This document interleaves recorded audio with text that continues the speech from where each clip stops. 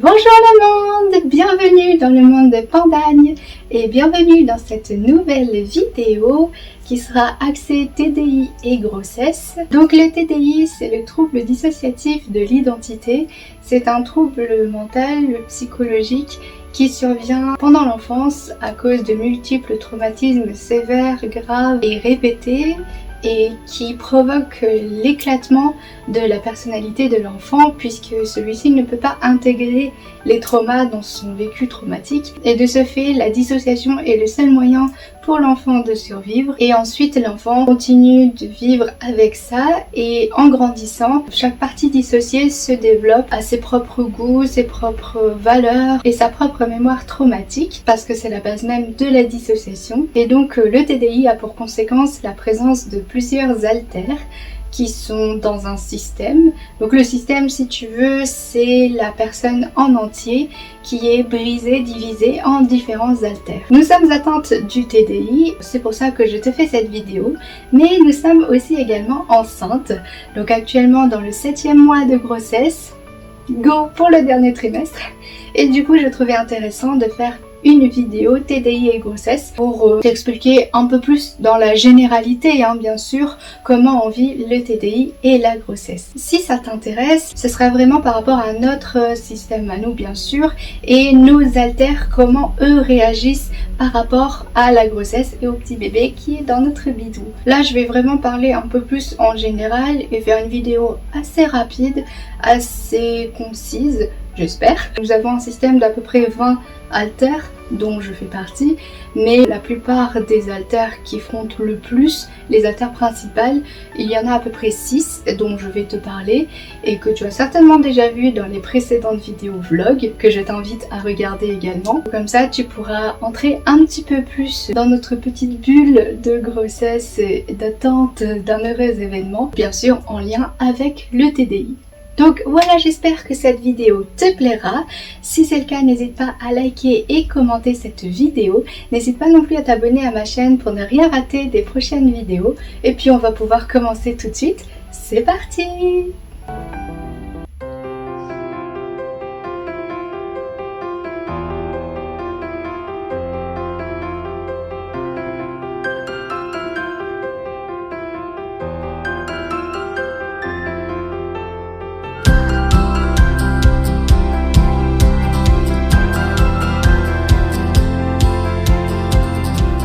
Alors bien sûr, comme tu le vois, nous sommes actuellement enceintes et nous sommes atteintes aussi du TDI, le trouble dissociatif de l'identité, mais pas seulement, il y a aussi des comorbidités liées au TDI, puisque de base c'est un trouble dissociatif.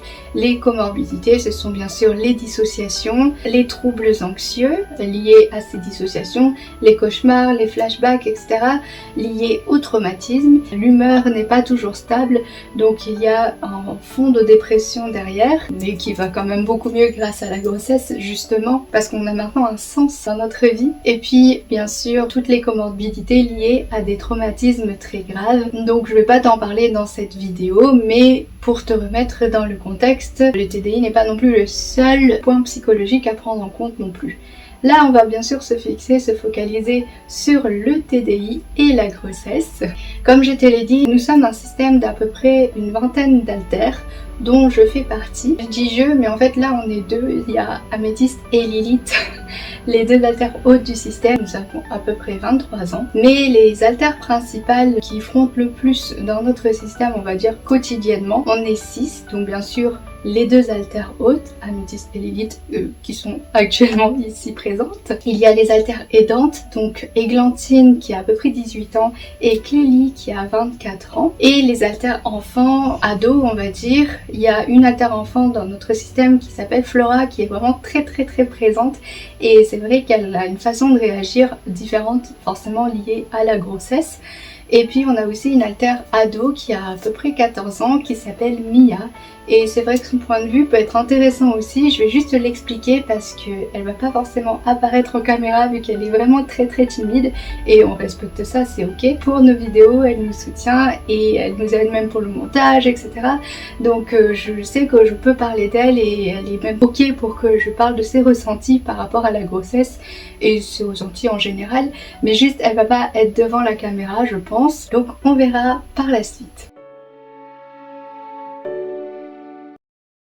Je vais donc commencer par les haltères hautes en général. C'est vrai que la grossesse en elle-même pour nous a été assez difficile au début parce que les 3 premiers mois et demi de grossesse, on a eu des symptômes assez forts physiquement parlant. On a eu tous les jours des nausées, des vomissements, des vertiges, on avait du mal à manger même si on se forçait à manger. Au bout d'un moment avec les nausées, les vomissements et tout ça, enfin, c'était assez compliqué, on a même perdu un petit peu de poids. Ce qui en soi n'est pas grave, mais dans notre métabolisme c'est quand même notable et du coup c'est pour ça que je le dis. Et pour certains haltères dans notre système c'est dommageable, donc c'est pour ça que je parle aussi du poids et que le poids est très important en fait pour nous dans notre système et donc forcément dans la grossesse. Après le deuxième trimestre a été quand même beaucoup mieux, on a fait des séances d'acupuncture comme je te l'ai dit dans les précédents vlogs où justement on a réussi à pouvoir dépasser un petit peu ces symptômes de début de grossesse et on a eu un deuxième trimestre plutôt cool où on a pu profiter de cette grossesse, où on a pu voyager un petit peu, bouger un petit peu, prendre la voiture, aller à l'extérieur et vraiment moralement ça va aller vraiment beaucoup mieux. Là le troisième trimestre, ce n'est que le début hein, bien sûr, mais c'est quand même plus difficile physiquement parlant, surtout avec la fatigue et la chaleur qui vient avec l'été, plus de mal de dos, de hanches, la lourdeur dans les jambes qui vient, mais ça c'est comme toute grossesse je dirais, et il faut juste accepter ces symptômes-là, mais c'est cette acceptation qui justement peut poser problème pour certains haltères dans notre système. Si je commence par les principales, donc les hôtes dans notre système, Améthyste et Lilith, qui sont actuellement présentes, je peux dire que vraiment cette grossesse, ça nous a toutes les deux beaucoup motivées, ça nous a fait énormément de bien. Parce que on est toutes les deux en couple avec notre compagnon, ça c'est important de le dire. Et pour nous deux, vraiment avoir un enfant, fonder une famille, c'est notre plus grand rêve en fait.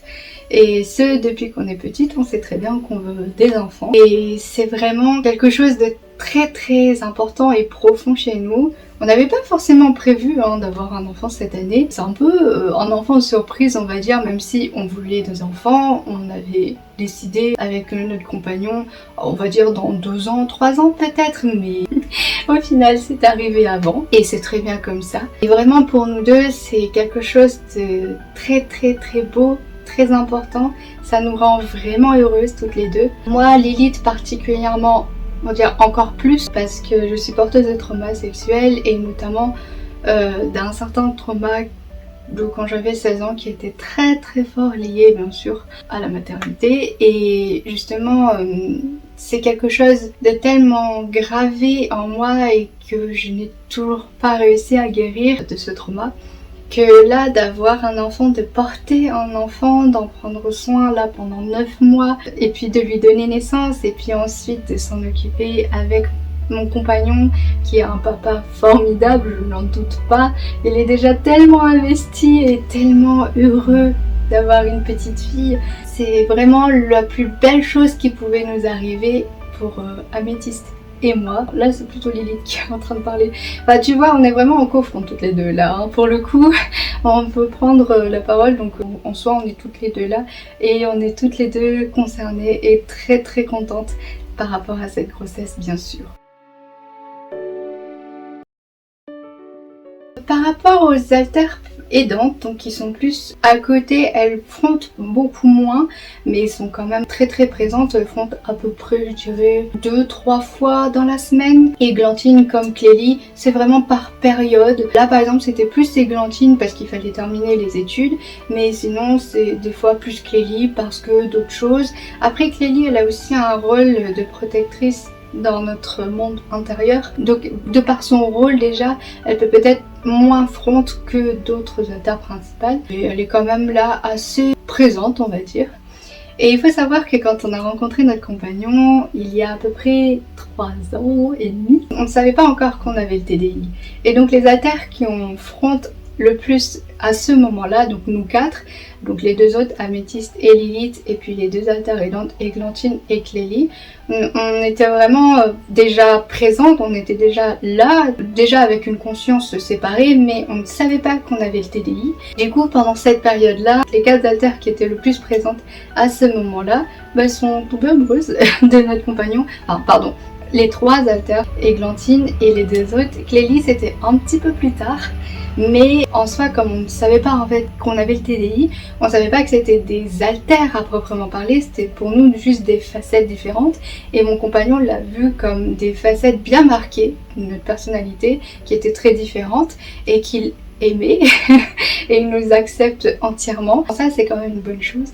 Mais donc du coup, les haltères aidantes, les haltères plus secondaires, Églantine et Clélie sont aussi en couple avec notre compagnon et donc aussi les mamans du bébé, puisque pour les haltères hautes, Améthyste et moi, la question ne se pose pas bien sûr. On a tout de suite pris notre place de future maman, de futurs parents avec notre compagnon qui sera du coup le futur papa.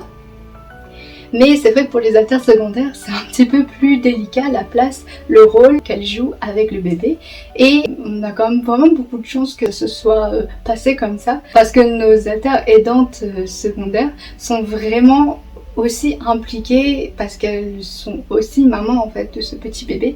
Et du coup ça c'est vraiment une super bonne chose. Clélie, ça va aller un peu vite, c'est vraiment comme Améthyste et moi. Elle a 24 ans donc à peu près le même âge aussi, un petit peu plus âgée quand même. C'est à peu près dans la même configuration. C'est vraiment une haltère très douce, très calme qui aide beaucoup, qui apaise beaucoup et je n'en doute pas qu'elle sera une super maman pour notre bébé parce que elle est vraiment pleine de gentillesse et de douceur, de bonté et en plus elle est quand même aussi versée dans tout ce qui est ésotérisme, tirage de cartes, la lithothérapie, tout ce qui peut aider aussi. Enfin, c'est grâce à elle qu'on avait fait l'acupuncture justement et qu'on a sauté le pas et qu'on pouvait du coup s'en sortir un peu mieux avec les nausées, les vomissements au premier trimestre de grossesse.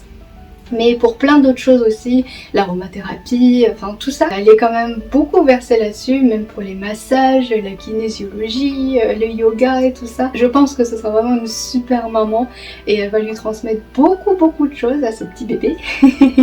C'est vraiment super et en plus comme elle se sent aussi maman et impliquée dans cette grossesse et impliquée pour ce petit bébé, elle revient plus en front qu'il y a ne serait-ce que l'année dernière par exemple.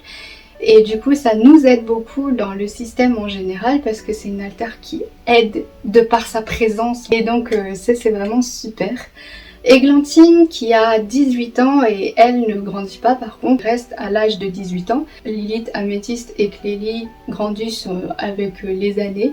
C'est vrai que Améthyste et moi on a pris un peu plus de maturité. En tout cas, la grossesse nous a permis de prendre en maturité.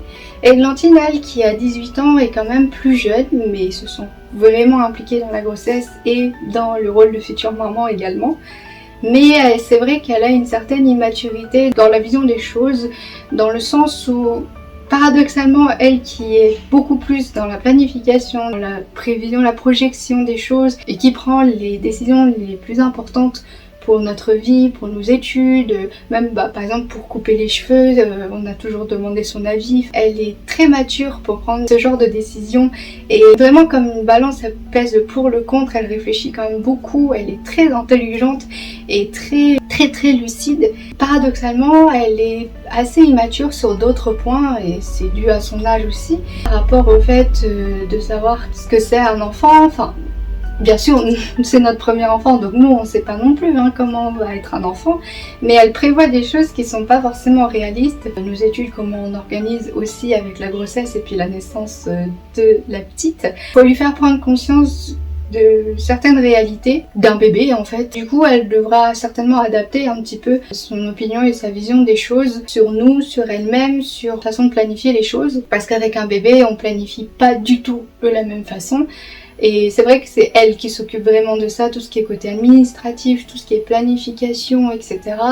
C'est elle qui s'en occupe pour le coup et elle s'en occupe très bien et on lui fait vraiment confiance pour ça.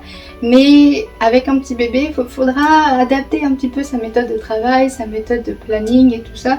Donc pour le moment, c'est très bien comme ça, mais il faudra lui faire prendre conscience petit à petit par rapport à l'année prochaine scolaire. Quand même se calmer un petit peu, je pense. Mais pour le coup, elle aussi se sent très investie pour la grossesse et se sent très investie dans son rôle de future maman.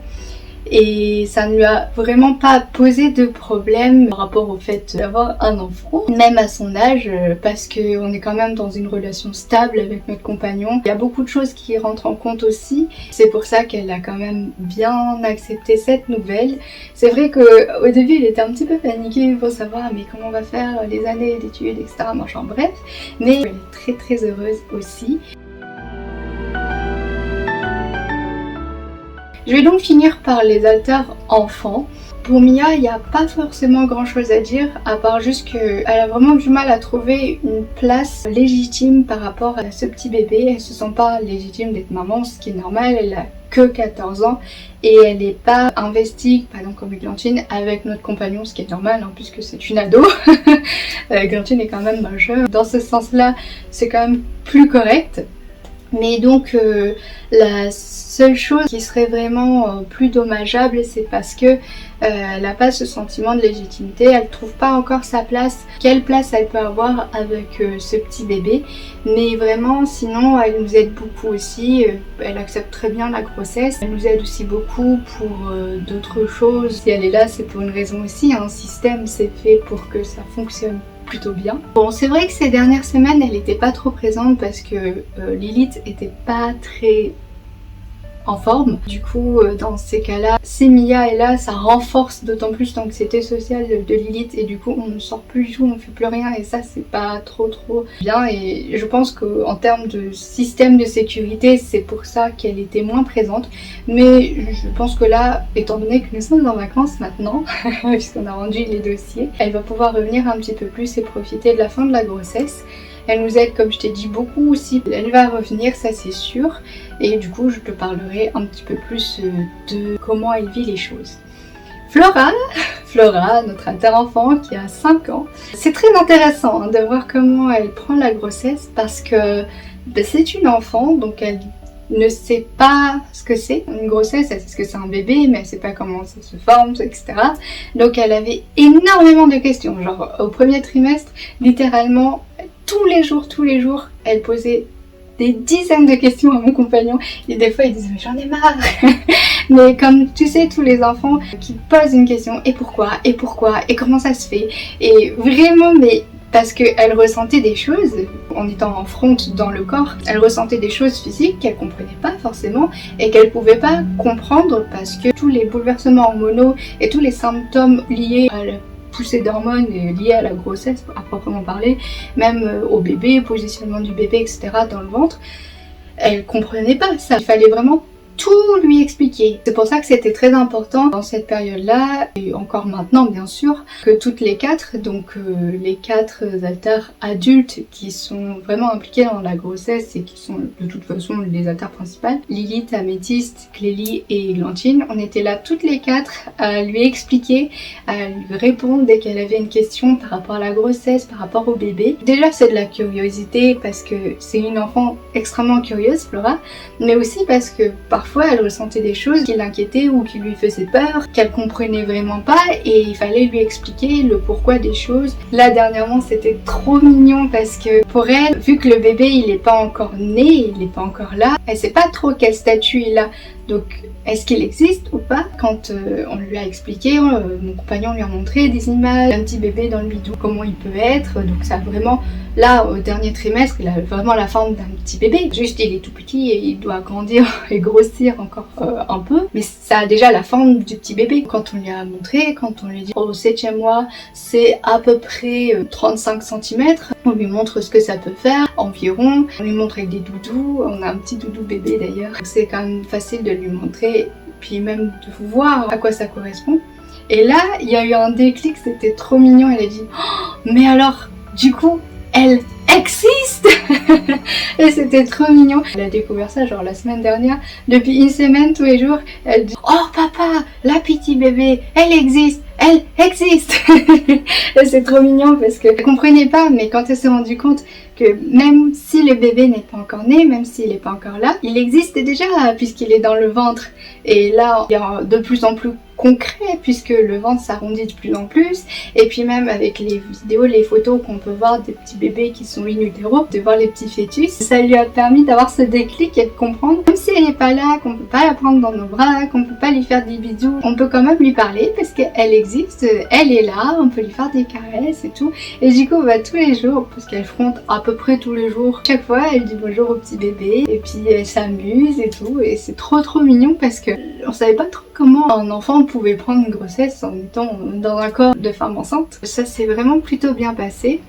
La seule petite chose, c'est que Flora, en fait, elle considère notre compagnon comme son papa, et mon compagnon considère vraiment Flora comme une enfant, et plus particulièrement une enfant dont il s'en occupe, donc assez proche quand même, mais bien sûr, ce n'est pas sa fille. Du coup, elle avait vraiment cette peur, cette crainte, comme tous les enfants qui ont un petit frère ou une petite sœur qui va naître, de est-ce que papa va encore m'aimer? Est-ce que papa va encore penser à moi? Mais s'il s'occupe plus du petit bébé quand il sera né, du coup il va moins s'occuper de moi, donc ça veut dire qu'il m'aime moins. Enfin, il y avait vraiment ce questionnement-là et cette crainte-là, parce que, comme tous les enfants en fait, il faut vraiment prendre Flora comme une enfant qui a 5 ans. Elle avait vraiment ces craintes-là et pendant plusieurs mois, elle posait toujours ces questions et mon compagnon, à nous, les grandes comme elle nous appelle, on avait beau la rassurer par rapport à ça, c'était vraiment une peur assez ancrée et de par notre histoire d'adoption, elle avait peur aussi de l'abandon forcément, donc ça a été le côté le plus difficile et même jusqu'à un peu de jalousie on va dire, mais Flora elle n'aime pas ressentir de la jalousie, elle disait mais je suis une méchante fille parce que je suis jalouse du petit bébé alors qu'un petit bébé c'est trop mignon et si je suis une méchante fille papa va encore moins m'aimer. Donc enfin, il fallait vraiment lui expliquer que ce qu'elle ressent c'est normal, comme tous les enfants il y a cette phase de jalousie et c'est normal, ça fait pas d'elle une mauvaise fille, mais il faut qu'elle comprenne que papa va toujours l'aimer, que les grandes vont toujours lui donner de l'attention, etc. Et qu'elle va toujours exister, Flora, elle aura toujours le droit de venir. Bien sûr elle pourra pas venir quand on sera seul avec le bébé, il faudra toujours une grande, soit il faut que notre compagnon soit là ou une tierce personne qui puisse s'occuper du petit bébé et Flora peut bien sûr être là avec le bébé. On lui a dit mais bien sûr tu pourras jouer avec le bébé, bien sûr tu pourras prendre le bain avec lui, enfin tous des petits trucs comme ça qui lui permettent de se rassurer et du coup sa place, son rôle, ce qu'elle ressent aussi, mais c'est qu'elle sera la grande sœur de ce petit bébé. Donc en tant que grande sœur, il faut être sage, il faut penser au petit bébé, il faut le protéger, etc. Et du coup ça lui a investi une responsabilité, une place avec ce petit bébé qui lui a permis de trouver une existence en fait par rapport à ce petit bébé qu'on aura. Ça l'a vraiment rassurée, ça lui a fait plaisir et en plus de ça elle est impliquée aussi dans ce projet de naissance et du coup ça l'a vraiment fait plaisir et maintenant elle parle de la petite comme sa petite sœur et d'ailleurs c'est vrai qu'elle parle du bébé comme la petite bébé parce que vu que c'est une fille elle le met au féminin. Mais des fois elle a du mal à accorder les adjectifs parce qu'elle fait pas attention, donc elle dit c'est la petit bébé, c'est trop mignon, bref. Et donc voilà, c'est vraiment intéressant de voir comment chaque haltère, là je te parle des 6 haltères principales, mais comment chaque haltère a trouvé sa place, a trouvé son engagement dans la grossesse et pour la future naissance à venir. Je pense que je vais en arrêter là pour cette vidéo. J'espère que cette vidéo t'aura plu. Si c'est le cas, n'hésite pas à liker et si tu as des questions, n'hésite pas à commenter non plus dans cette vidéo. N'oublie pas non plus de t'abonner à ma chaîne pour ne rien rater des prochaines sorties et des prochains événements qui vont arriver. Et puis on se retrouve dans la prochaine vidéo. J'espère que tu nous suivras. Voilà, ciao.